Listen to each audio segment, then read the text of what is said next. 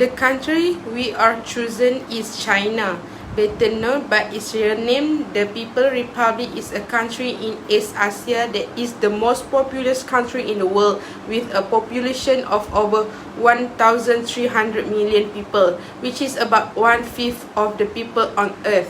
China is ruled by the Communist Party of China under a one-party system and has jurisdiction over 22 provinces, 5 autonomous regions, 4 direct administrative municipalities, Beijing, Tianjin, Shanghai, and Chongqing, and 2 highly autonomous special administrative regions, Hong Kong and Favorite. The capital of the PRC is Beijing, at an area about 1.6 million square kilometers, which is 3.7 million square miles. The PRC is the third or fourth largest country in the world in the term of total area, and the second largest country in terms of land area. Its landscape is varied from steppe and desert forest land, Gobi and Taklamakan. In the arid northern part adjacent to Mongolia and Siberia, and in Russia to subtropical forests in the most southern part adjacent to the countries of Vietnam, Laos and Myanmar. Since market-based economic reform were introduced in 1978, China has become the world's fastest growing major economy, the largest exporter and the second largest importer of all commodities. Rapid industrialization has plunged its poverty rate from 53% in 1981 to 8% in 2001. However, the PRC now faces a number of other problems, including an aging population, the impact of the single-child policy, a widening income gap between the urban and rural population, and environmental pollution. Moreover, China has also been criticized from human rights violation by other government and non-governmental organizations (NGO). In addition to often interfering with press freedom, the economy of the People's Republic of China is the second largest economy in the world in terms of nominal GDP and the largest economy in the world based on PPP and GDP. It is the world's fastest growing major economy with an average economic growth of 10% for the past 30 years. China is also the largest exporter and second largest importer of goods in the world. Its 6 major trading partners, US, Japan, Hong Kong, South Korea, Taiwan, and Germany, make up more than 50% of China's total international trade. The current economic situation in China is China's economy begins to recover from the impact of COVID-19 lockdown. The world's second largest economy has begun a slow recovery from the first shocks caused by the COVID-19 lockdown since the second quarter of 2022.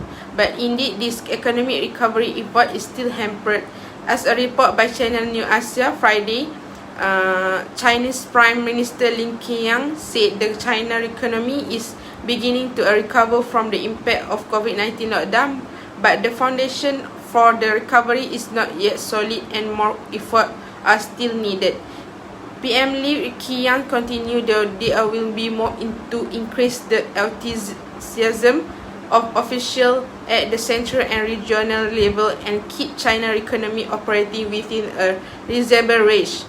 For information, Shanghai and 4 provinces in China account for more than a third of the country's economy and play key role in paying for central government transfers to poor areas as their fiscal revenue reached nearly 40% of the total.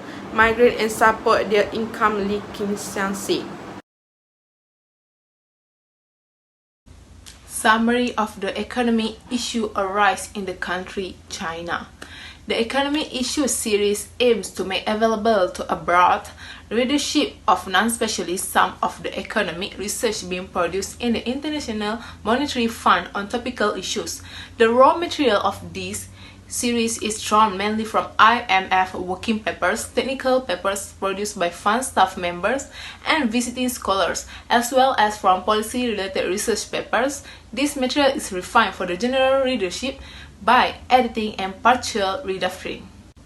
What can be deducted from the economic problem facing China is tax revenues and expenses.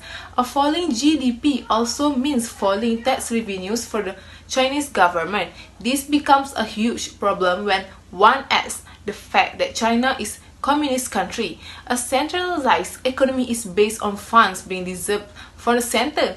Failing tax revenues and rising expenditure have created shortfall which need to be filled by borrowing money. Given the debt trap that China may soon find itself in, borrowing is not a really available option. China will have to figure out other ways to collect more tax, or else it may have to cut spending even further, causing the GDP to go into free fall. Furthermore, manufacturing and banking viability. The Chinese government's central planning has led to a lot of malinvestment. This is particularly true in the manufacturing sector. Since the money was loaned out by state banks, the banking system is also reeling under the effects of this problem. The government is currently managing these non-performing assets. However, this asset could cause in the Chinese banking sector. Also, a lot of money has been lent out to developers who have built ghost uninhabited towns with it. This money is also unlikely to be recovered. The China banking system could come under a lot of pressure as this NPA becomes certain. The spillover effects of this downturn could be felt in the stock market as well as across the world.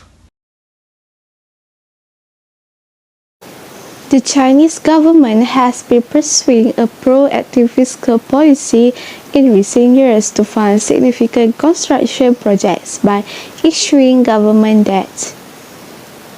The Chinese government will continue to increase domestic demand through an active fiscal and monetary policy, speed up economic reform, and enhance the quality and effectiveness of economic growth in order to address this issue. The following are significant changes in recent fiscal and monetary policies. Firstly is about fiscal policy. As a result of the sluggish global recovery, the Chinese government persisted in its proactive fiscal strategy to increase domestic demand.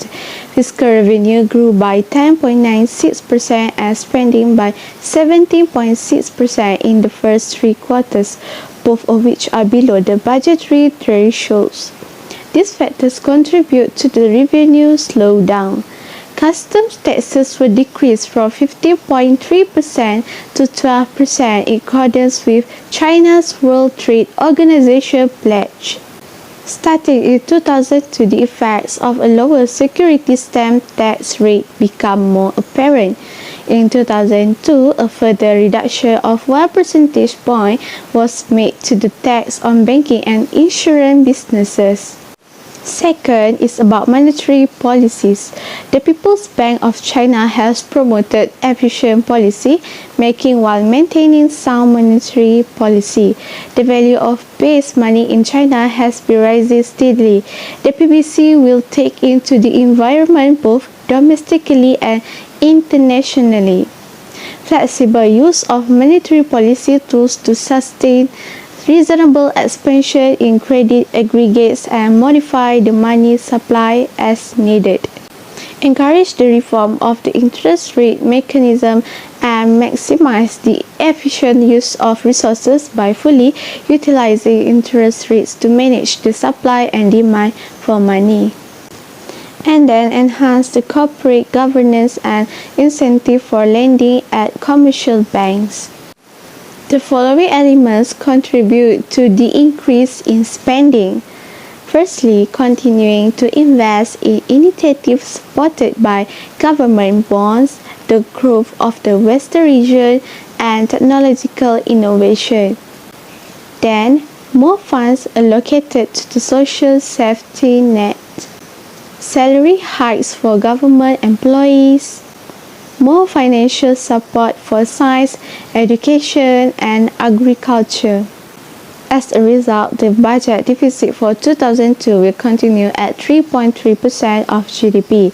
The Chinese government is aware of the implicit fiscal liabilities brought on the restructuring of state-owned enterprises, the underfunded pension system, and the non-performing loans in the banking sector. There was coordination between fiscal policy and monetary policy. It is important to coordinate fiscal and monetary policies.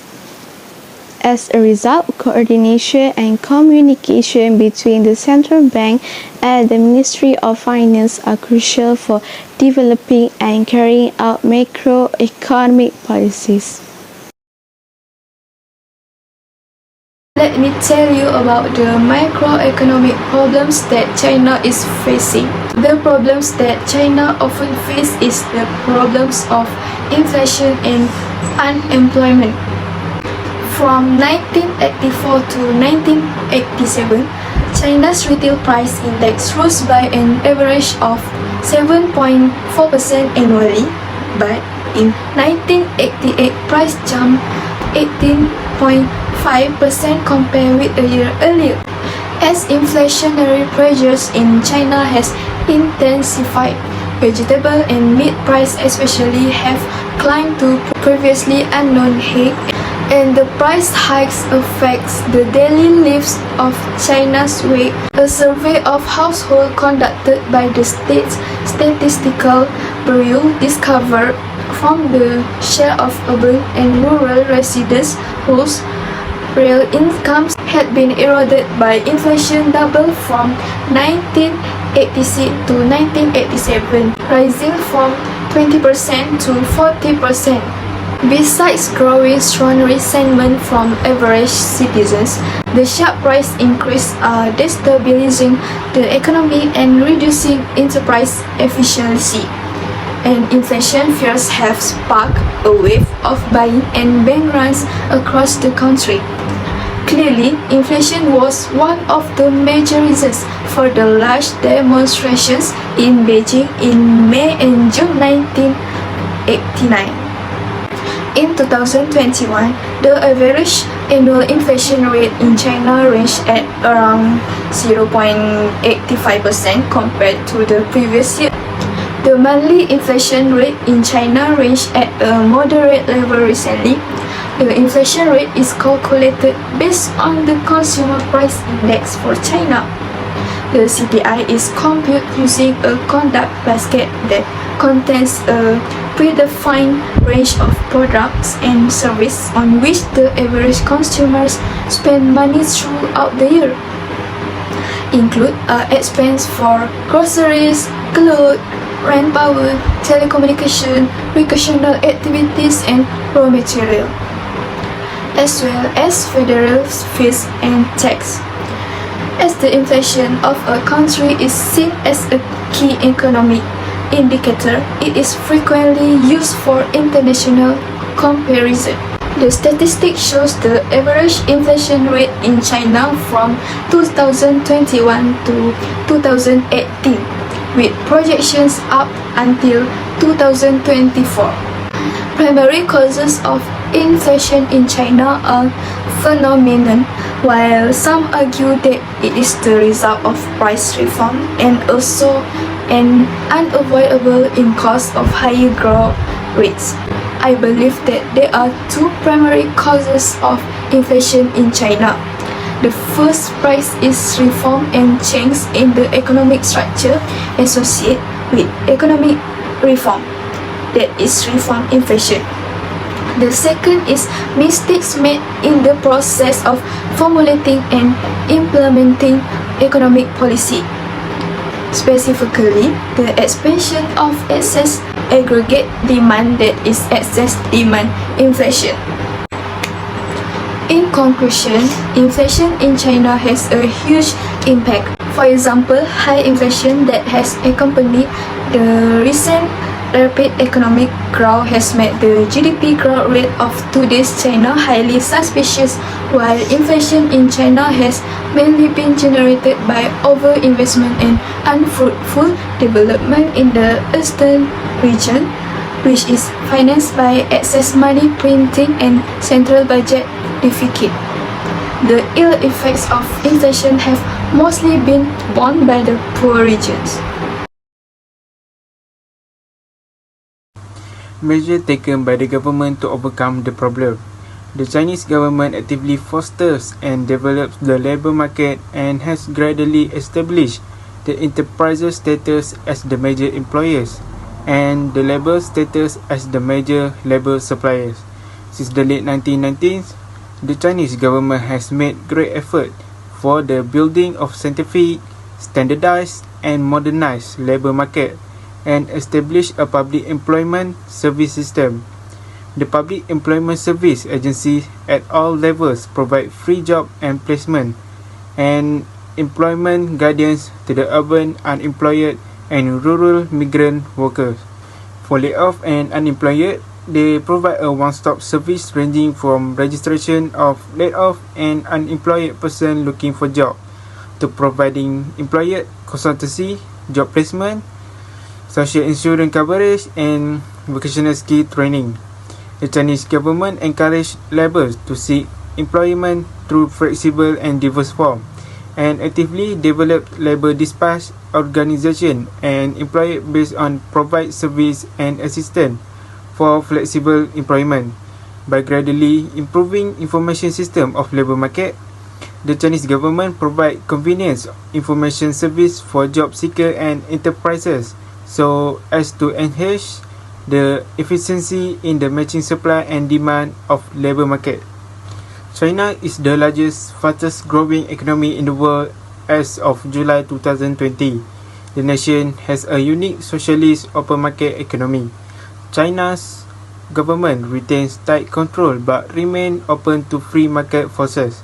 As a manufacturing and export-driven economy that receives tremendous amount of foreign capital for its exports, the Chinese currency forex rates also impact the country's money supply. Controlling forex rates, one major task of Chinese central bank, the PBOC, is to absorb the largest inflow of foreign capital from China's trade surplus. The PBOC purchases foreign currency from exporters and issues that currency in local yuan currency. The PBOC is free to publish any amount of local currency and have it exchanged for forex. This publishing of local currency notes ensure that forex rates remain fixed or in a tight range. It ensures that Chinese export remain cheaper and China maintains its edge as a manufacturing, export-oriented economy. Above all, China tightly controls the foreign money coming into country, which impact its money supply.